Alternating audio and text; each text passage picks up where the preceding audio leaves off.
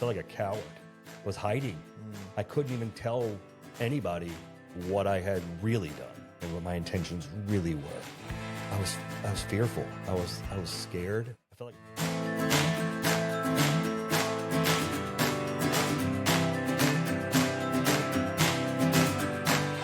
welcome. So glad that you guys are back with us. I have a really good friend of mine. His name is Damien.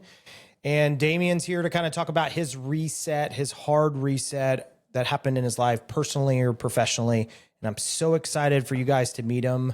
Damien Mollere, live in person. Quick question for you, Damien, that you didn't prepare for. What is your favorite New Orleans style food?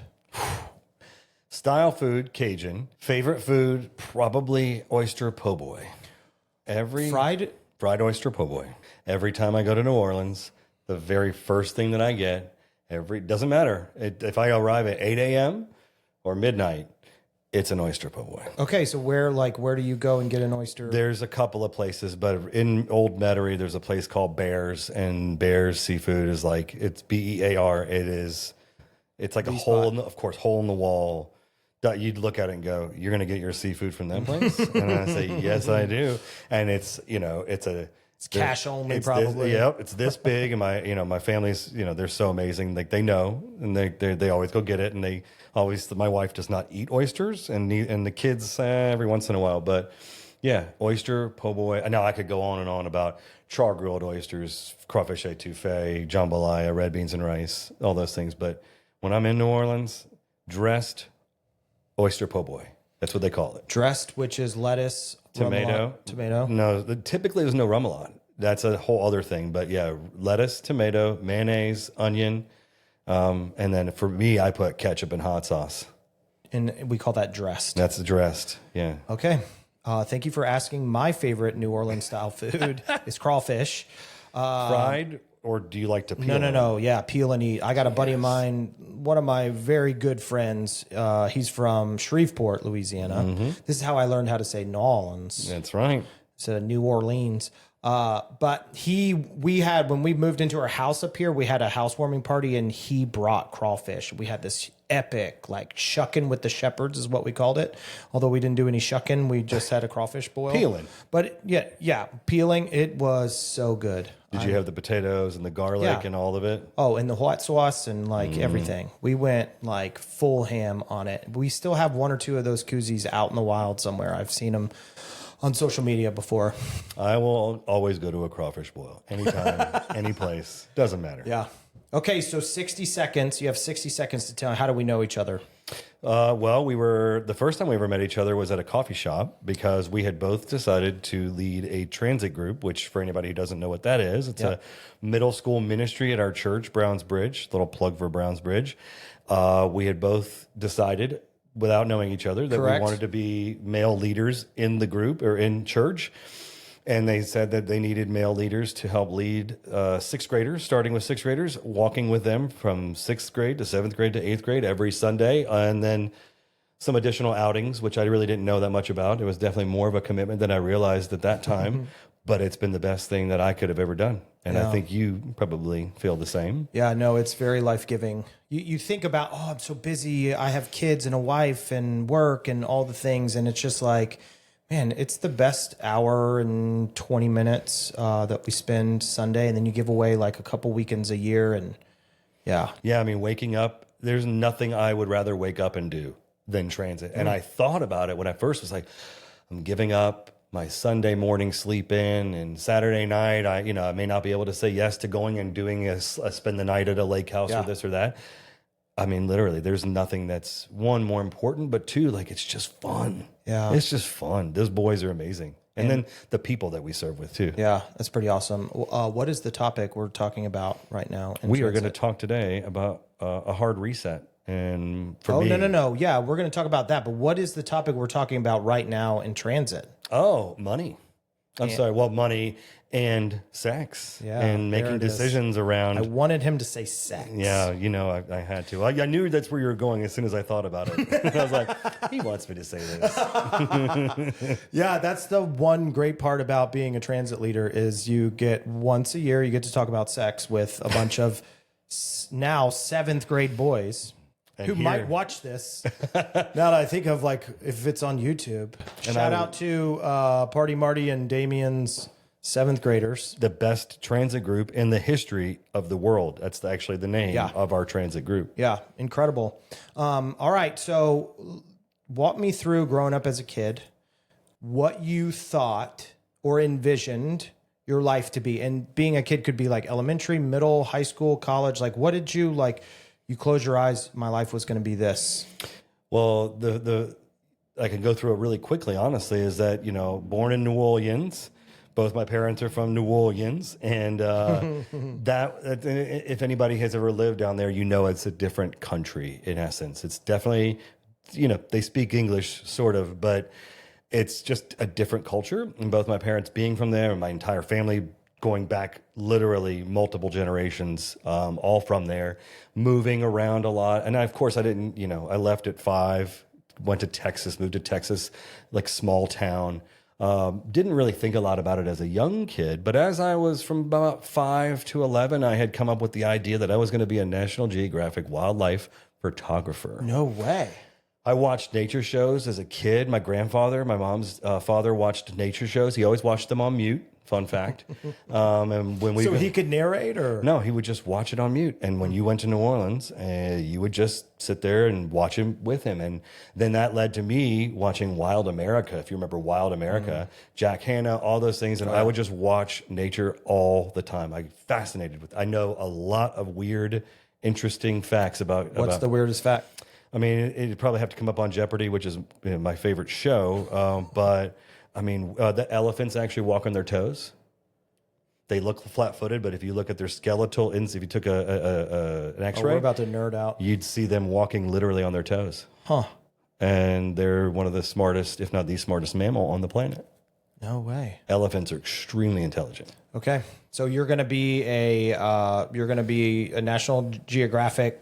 Wildlife photographer. And are you going to be married? You just travel the world? Like, I think did about those things as I got into like middle school and started noticing girls. Right, I was the youngest kid in my grade, but as I got to that part where I was noticing girls, yes, the idea of having a wife, and I kind of waffled back and forth on like I'm not going to have kids, and then I had a lot of teachers tell me I was going to have kids.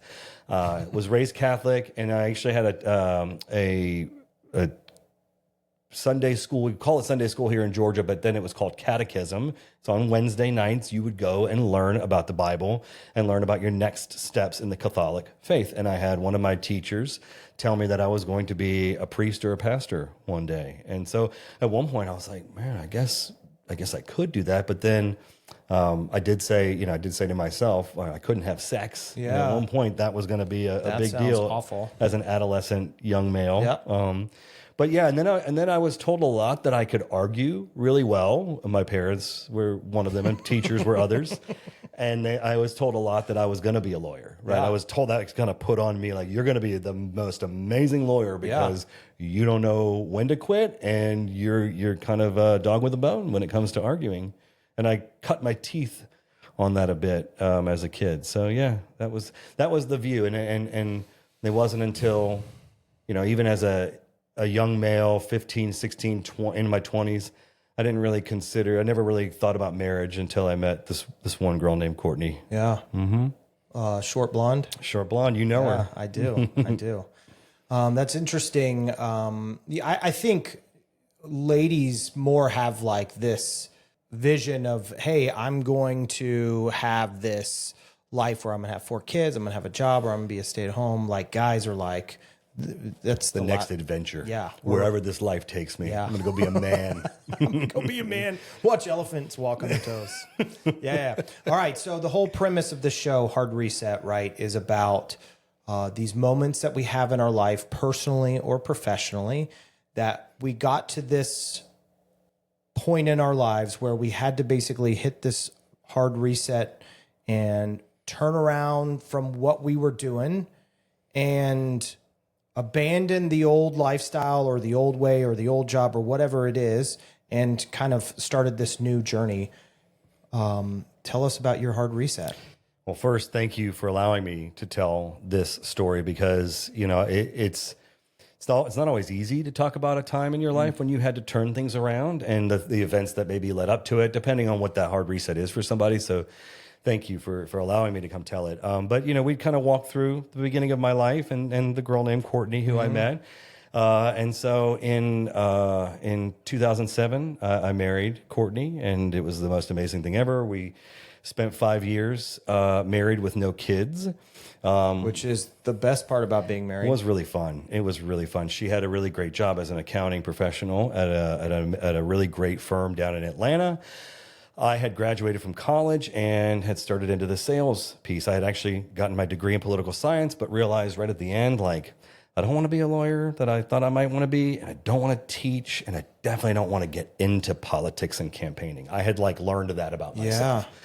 And so I was like, well, what am I going to do to make money? Everybody had told me that I was a good salesperson because I was working at Ray's on the River, which, funny enough, we actually worked at that restaurant. Shout out to Ray Schoenbaum. Ray Schoenbaum. But yeah, so I was always told, dude, you can sell anything. You're so good at it. You're so good at it. And so I kind of believed that.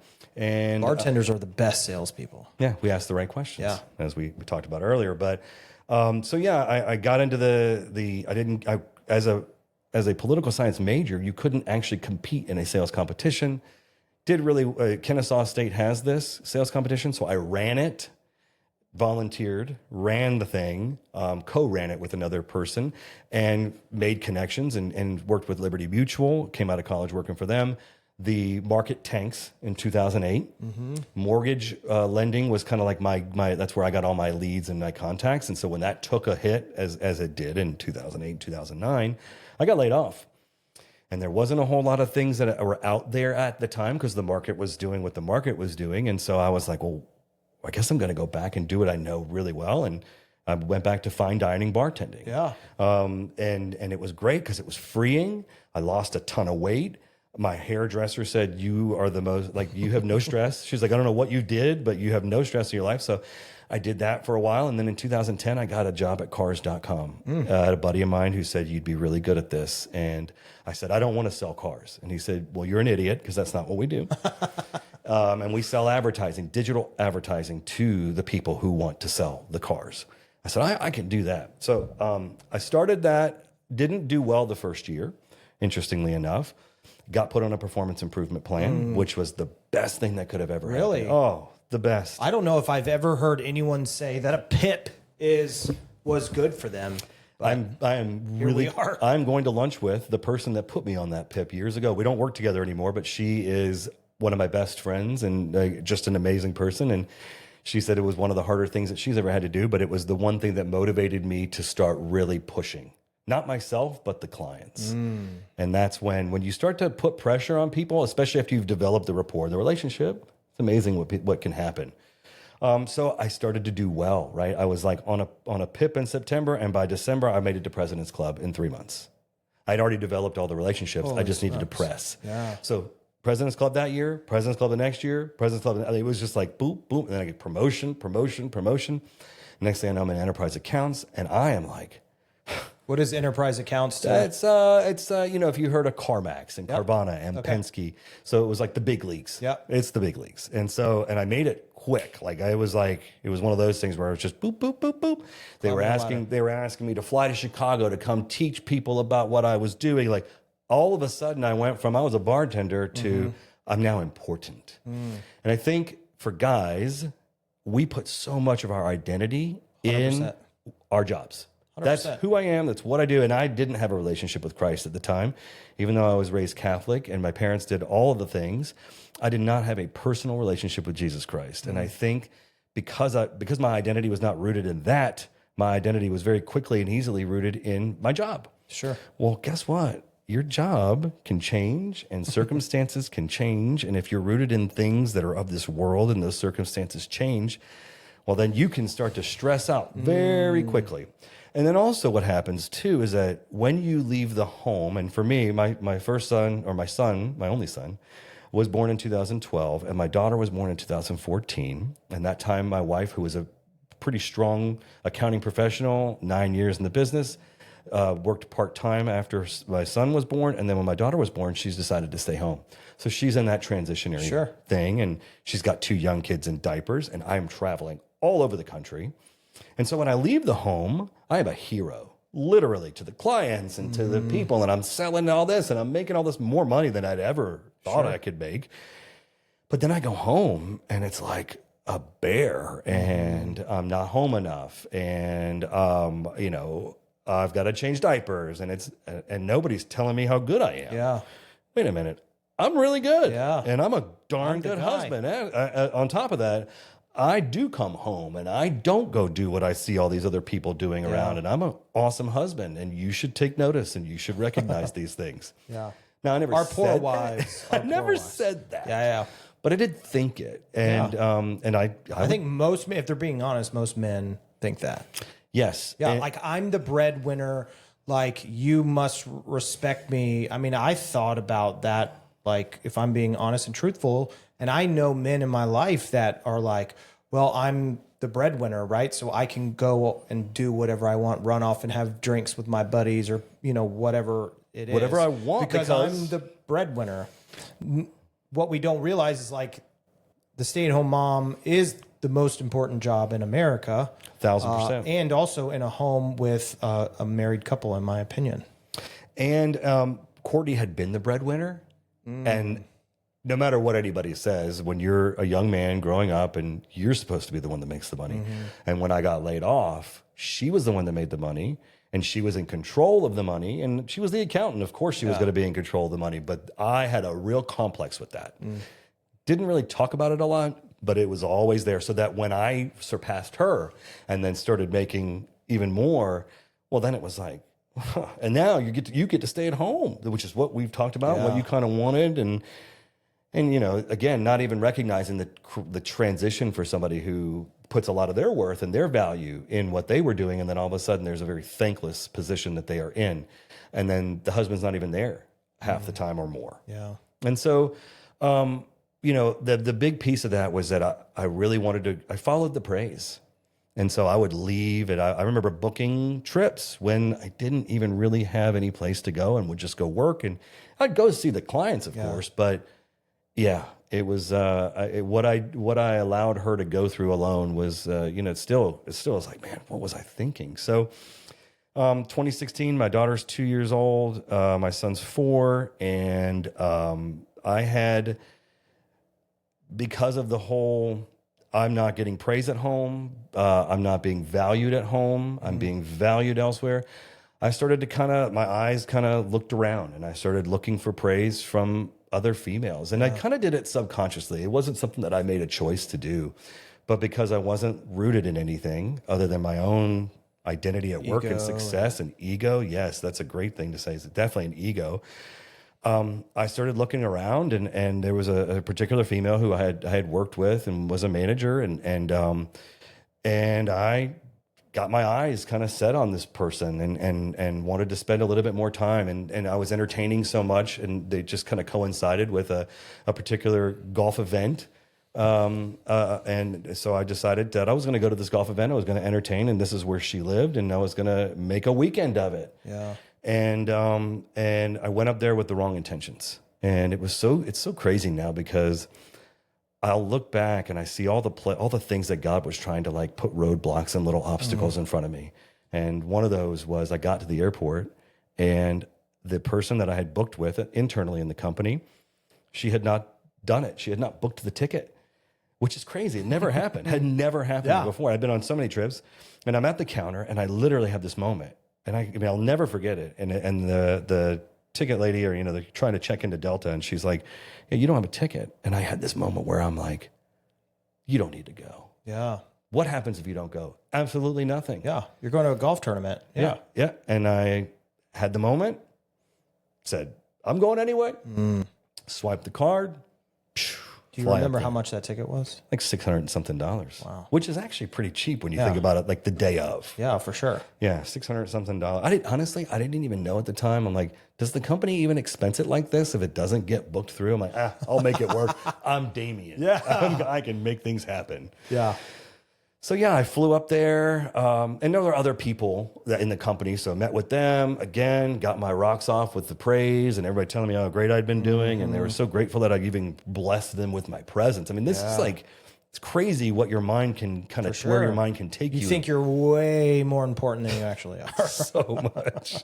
So much. So, you know, spent the weekend entertaining clients, and with this female, and, you know, just found myself in situations where like nothing ever happened. And this is where it's kind of crazy because nobody ever believes this. And I'm sure so many people that are, if, you know, however many people watch this podcast today, hundreds of thousands, millions. They're going to say, yeah, that guy's totally BSing. Like, he's this. I don't think so. I don't.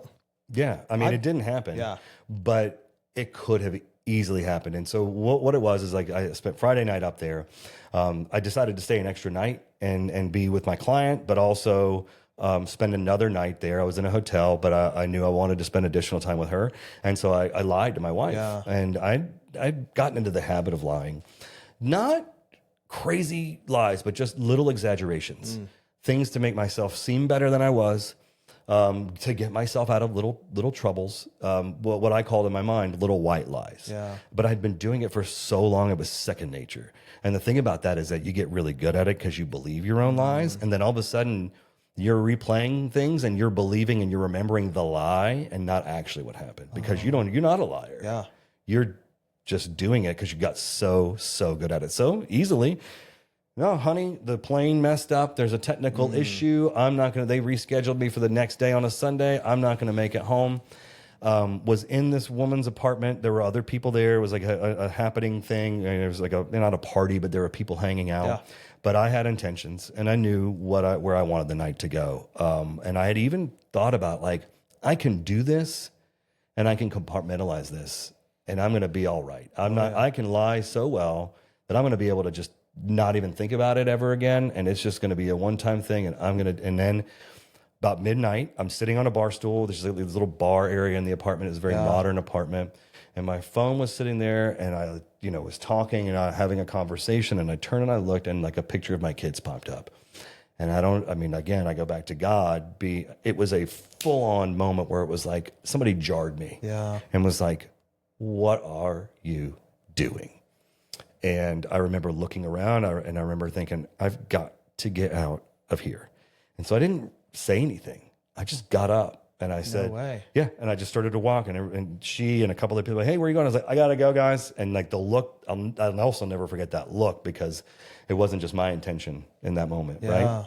And so I left, got on went home or went to the hotel the next morning, go to get on a plane, texting with the wife. Well, my wife is a smart individual, which, she's an accountant. And she felt something. And so she texted me and said, I know you're lying and I don't know why.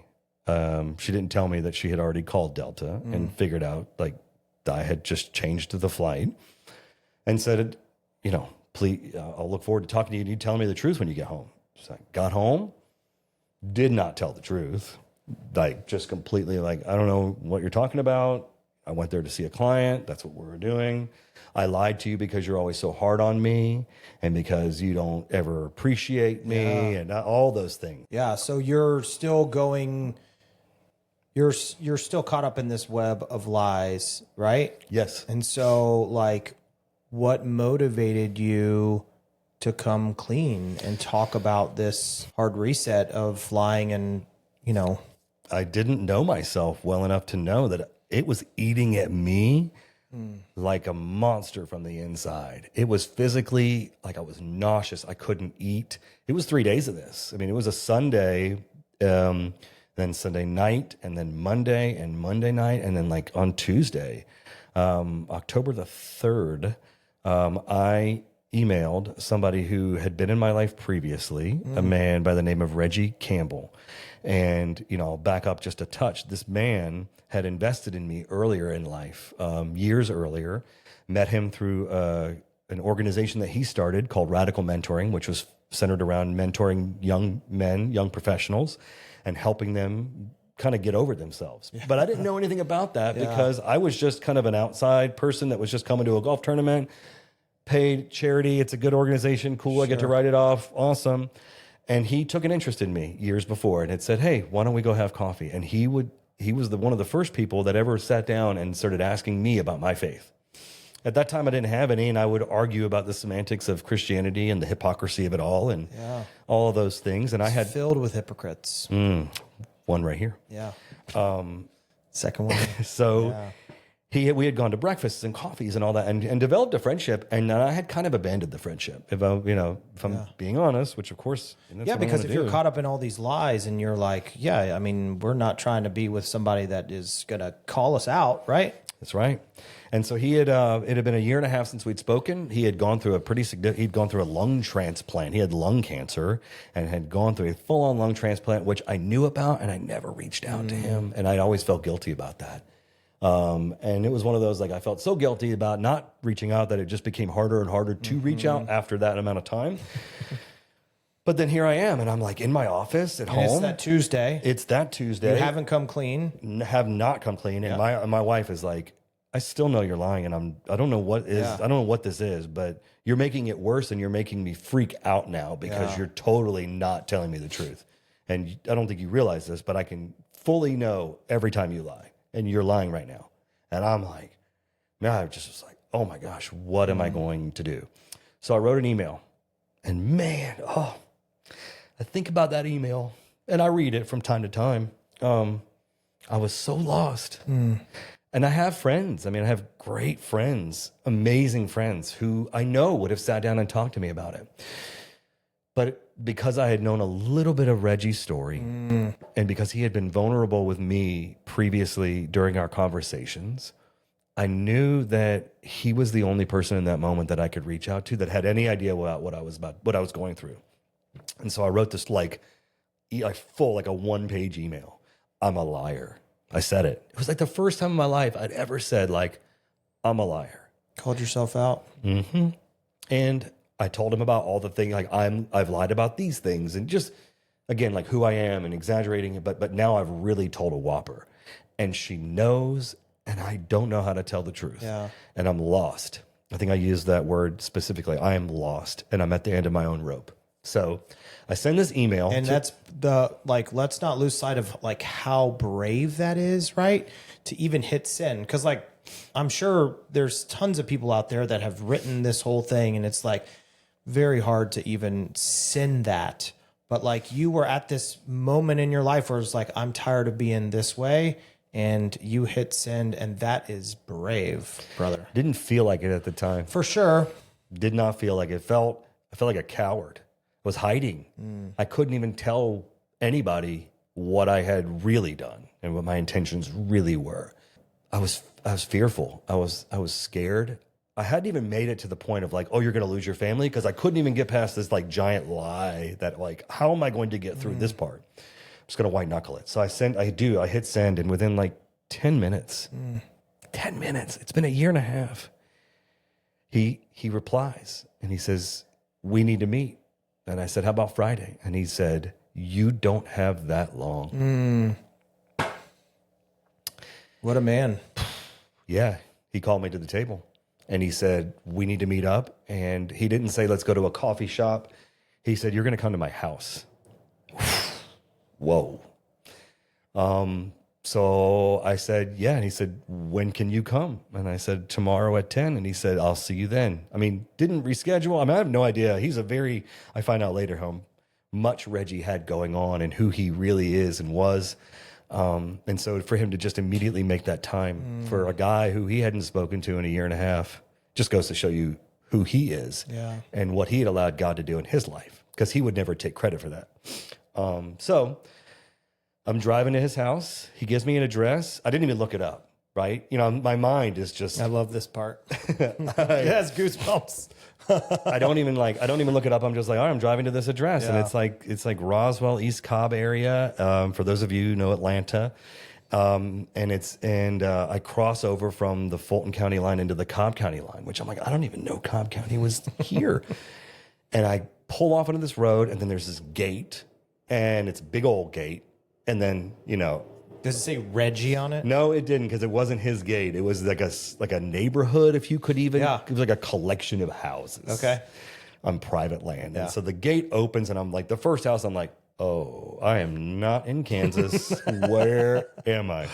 And I wind all the way through, even made a wrong turn. I get to his house, and I'm like, and he texts me, he says, meet me around the back. I'm like, where's the back? Like, this place is insane. All I see is the front. Yes. So I start to walk, and he's outside already. And he guides me to the lake that is right there. Of course, there's a lake. And there's these two really amazing, like seats. They're like hanging seats, and you sit in them, and they're just so comfortable, right? Yep. And so then he sits me down, and he proceeds to tell me the real story, his real story. The little bit that I had gotten the years before, he told me every little last crazy detail. Whoa. And that's when he was just like so vulnerable. And the things he told me, he was really trusting me, because I'm like, you wouldn't tell me this unless you trusted me. But why do you trust me? Why do you? I don't even trust me. My wife doesn't trust me. How are you trusting me enough to tell me this? But it let me know that I was in a safe space. And so then I told him. So it was interesting. He didn't ever ask me. He didn't ask me what happened. He didn't ask me to go into my story. He told me his.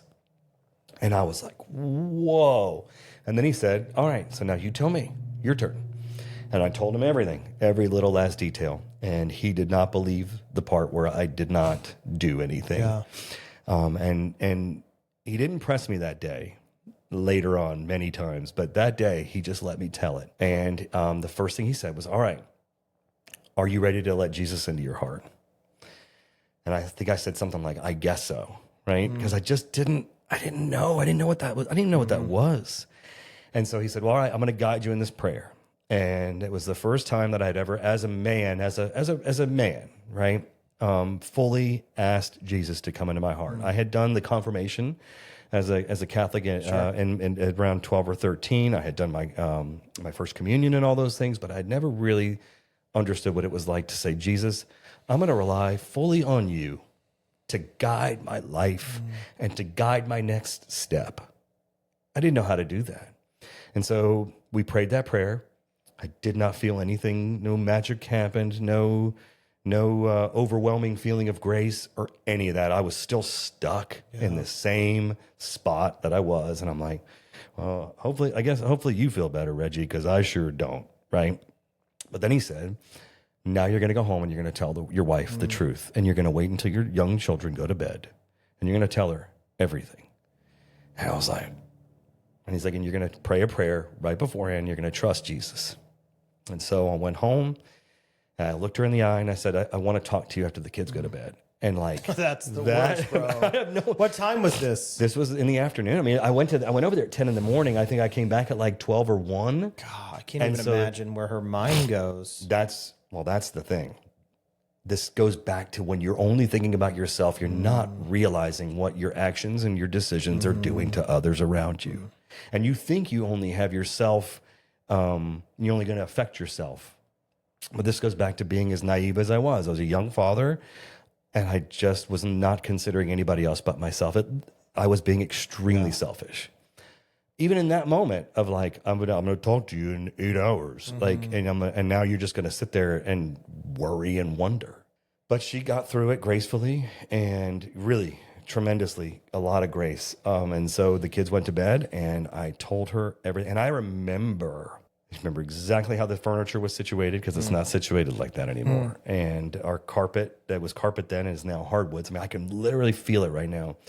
I closed my eyes and I prayed the prayer, and I said, Jesus, I'm going to trust you on this one.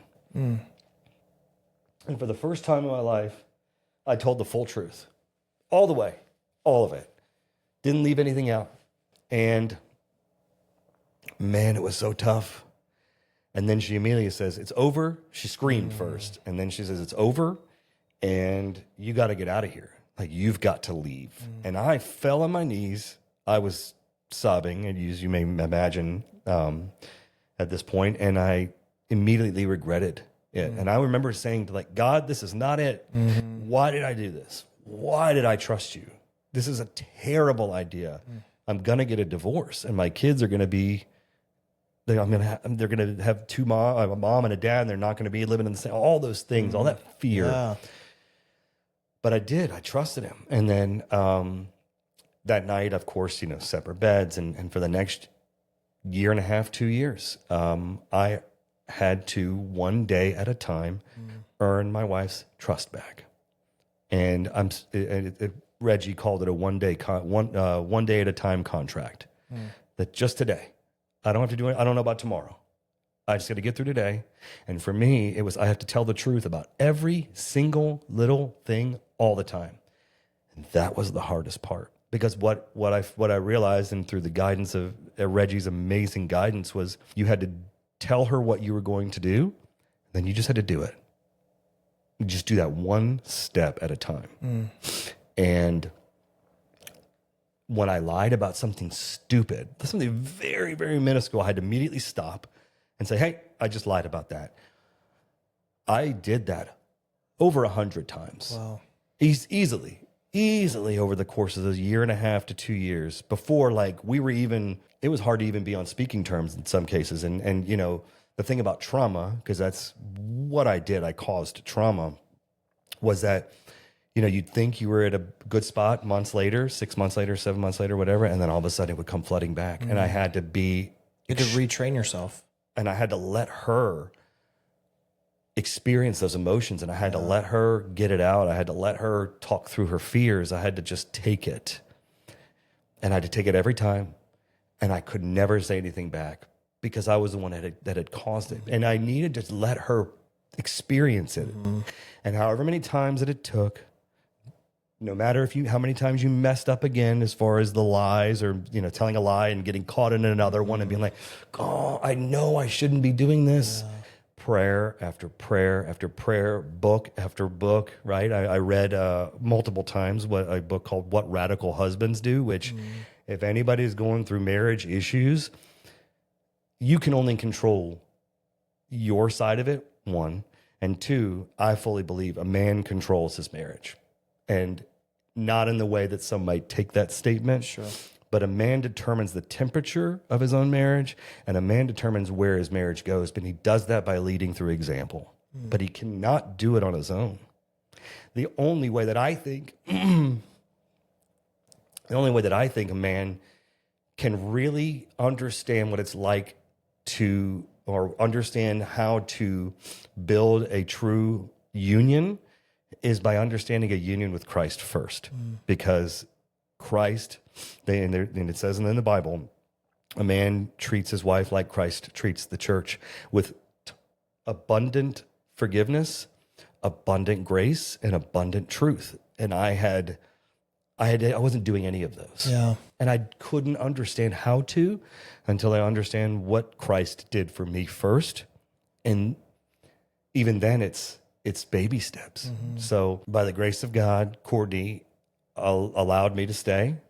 I didn't spend a night out. Stayed in my house the whole time. That's great. What would you say that your life has been like now, since that moment of surrender to the truth and the one day at a time? Like, what's your life like now that you're no longer a liar? Man, even you saying that, it's hard to hear, because I know myself as a liar in that way. And I don't lie anymore, but I know I had done it for so long, and I lied to myself and everybody else around me for so long that, like, even you saying that, I'm like, oh, you're right. I'm not. The first, like I said earlier, the first year and a half to 2 years was extremely difficult, and retraining and relearning how to be a husband, a real husband, not a taker. Because I was a taker before. I took advantage. I took liberties. I took from my marriage. I took from my wife, and I had to train myself to be a giver. And by saying what I was going to do, and then doing it one day at a time, slowly but surely, I watched my wife's trust come back. And that was an incredible, to be able to look back now 8 years later and to see how God was, he was there the entire time.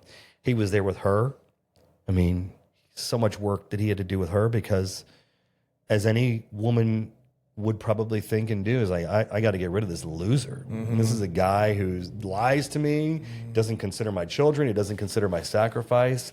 And who is this person that I thought I married? Yeah. But I again, with Reggie's help, I had started just building myself into a community of men who had no ego, or who maybe had one but really worked hard to not have one, because I think we all really do have one, and we have to, by living through Christ and allowing him into our hearts, we let go of that ego. And so I got to see that played out, and I got to hear other men's stories, and I got to go, wait, so there's other people that have done this before too? I went through something called Solely Business. And that was it was just an amazing experience to nail my sin to the cross, as very similar to the exercise we did with our transit boys this past fall. Yeah, frequency. That was a powerful moment. And to physically nail your sin and to write it out, all the things, right? All the lustful thoughts, all the lies, all those things, and nailing that to the cross, and then watching it get wiped away and saying, okay, this is a process. This is a journey. This is not a quick fix. Yeah. This is life now. It's been the most freeing thing that I could ever even imagine. I couldn't imagine it. Could not. I can see it now, like how in chains I was, like the bondage that I really had built around myself with the real egotistical, sinful nature that I had. And you don't realize it, because you're like, I'm a nice guy. I'm a good dude. Yeah. I have really amazing thoughts, and I do all these amazing things. And my wife would have told you before this incident that I was the best husband in the world. Yeah, I had my lying things, but they weren't big. It was never big deals. It was little things. So walking with other men in a community to understand that I was not alone, and that most of us actually deal with a lot of the same things. We just don't ever talk about them. Yeah. I think being vulnerable, and I've mentioned this before, but like being vulnerable and being open and honest and transparent is like, it's a humbling thing to do, but it's a needed thing to do. Because our life is so much like, look at me, everything's great, nothing's ever been wrong, my marriage is perfect, I have a son and a daughter, and they're the son's the old, like you've just set up this whole perfect scenario of this American dream. I have the job, I have the car, I have the wife, and like all of those things, but that's actually not reality. It's a shell. It's what we put up to block, especially men. It's what we put up to block so that we don't have to be vulnerable, because that is weak. But it's the opposite. It's actually strength. It is amazing that it is the opposite. That's such a good point. Is the most influential people in your life is who? Is Reggie Campbell, right? Who has this dark past of like sins that he's done to other people or whatever. Yes. But then in the mess of the moment, in the hard reset, now he's using that for good. Yes. To bring you out of your mess, to bring other men. Those are the most influential people, I think, in my life, is not the people that don't talk about the darkness that they have in their life. It's the people that are raw and real and authentic. That's the only way to be. I think we have to have it modeled for us, and we have to see it first before we can understand that it's possible. I mean, I personally had never experienced what that looked like. We were always, getting around your boys, getting around your friends. You're always talking, making fun of each other, joking, talking about sports, talking about the next adventure, talking about this, talking about your conquests at work or whatever. Yeah. You don't get into the muck and the real. And if I had to tell any man, like, get involved in a community of real men and I say real men because the real men are the ones that are going to be open and tell you about their failures, tell you about what they struggle with, even currently, because we are all just human and we are all sinners. And that's okay, because that's how we were designed. And sin, while we weren't designed to be sinners, we are forgiven as sinners, and it's already been done. It was done 2,000 years ago. We don't have to carry it anymore. We can let it go. But that's an abstract thought to somebody who hasn't seen it done before. And that was what it was for me. And so, walking along with Reggie, I also participated in something called what he had created a nonprofit called Radical Mentoring. And I went through that program. It was a year long, and that was in 2018. So kind of still working on that daily contract with my wife. Reggie invited me into this group, and I was the youngest in the group.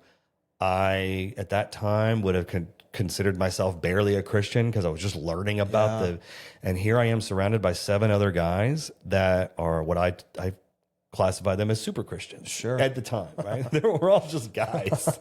But I'm like, oh my gosh, these guys are they have higher roles. They're all managers or way above that, CEOs. They own their own business. Reggie, I'm sitting in his house once a month for 3 hours in that same crazy home that I talked about earlier. And walking with those men for 1 year, reading a book a month and doing a full-on book report, memorizing scripture. Wow. And then talking about I told my full story in front of 7 guys I'd never met before, and being able to walk through that. I mean, goodness gracious, what a blessing! What an amazing gift that I did not deserve. Yeah. But all that was preparing me for where my life eventually went, which is in 2019, Courtney. She had been working. She was diagnosed with rheumatoid arthritis in 2009, and in 2019 it was just so bad, and she was literally bedridden for full 8-9 months, and I had to take on the role of mom, dad, breadwinner, caretaker, and I could never have done that on my own. There's no way. The amount of patience, strength that took, I did not have it. I still don't. And I had to literally rely every minute, every hour on Jesus. And I had to, at some points when you're at your wit's end, like, how do I get through another moment? I had this vision of, instead of my wife in bed upstairs, it was Jesus. It was Jesus in that bed. And how blessed was I to be able to take care of Jesus. So, like, if Jesus is upstairs in my bed, in my master bedroom right now, and he's in pain, and I was the one that was chosen to be able to care for him, what an amazing gift. And that's how I got through that. Because no matter what you think about anything, when you're a caretaker and all those things are weighing on you, and you're in sales and all these things, it gets hard. Yeah. And so, but all of this was preparation for that I never saw coming. And then taking that again, one day, 1 minute at a time. I mean, it was amazing the way the Lord prepares you for the things that you don't see coming. Yeah. So good, brother. What do you wish in the moment before, these hard resets that you went through? What do you wish somebody would have told you?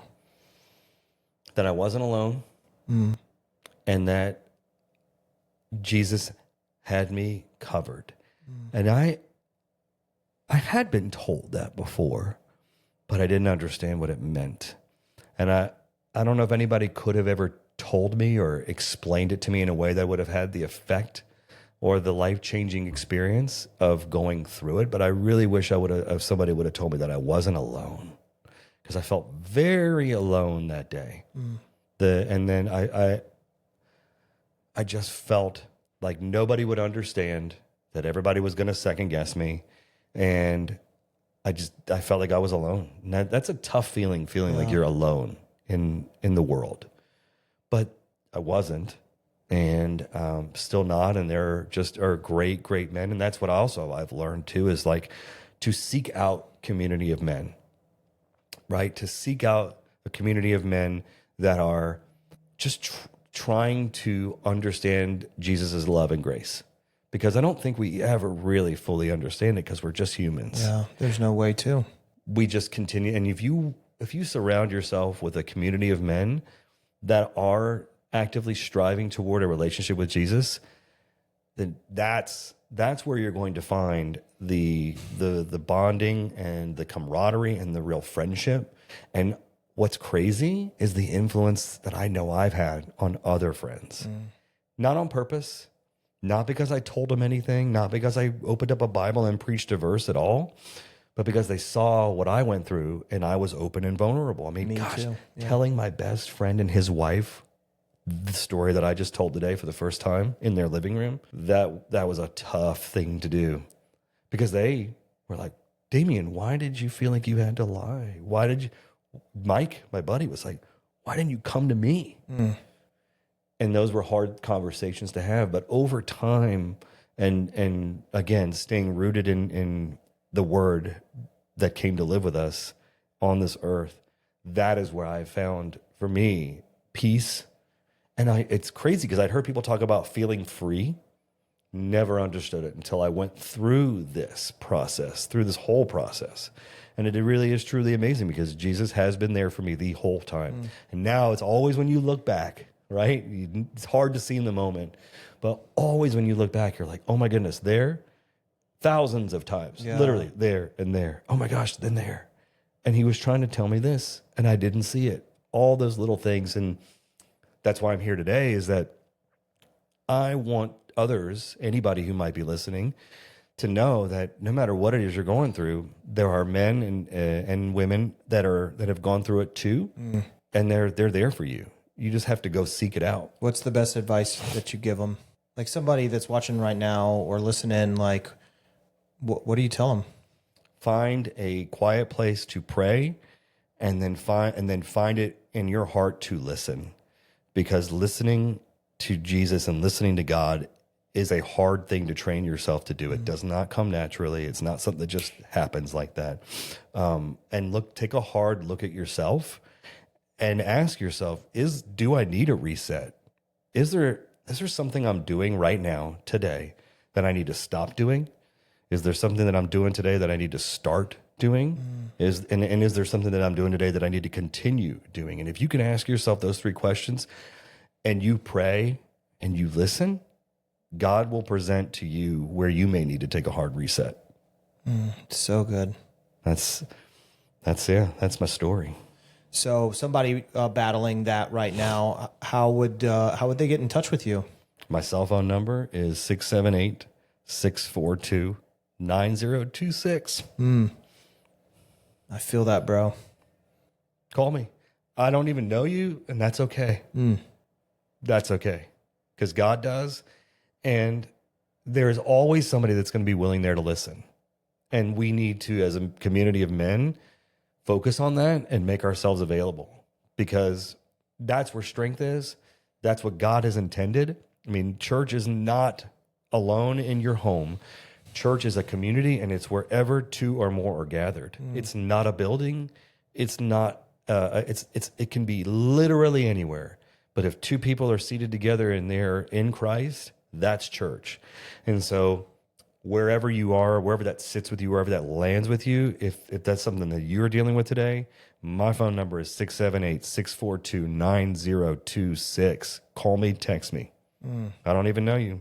I'll work with you. I'll walk with you.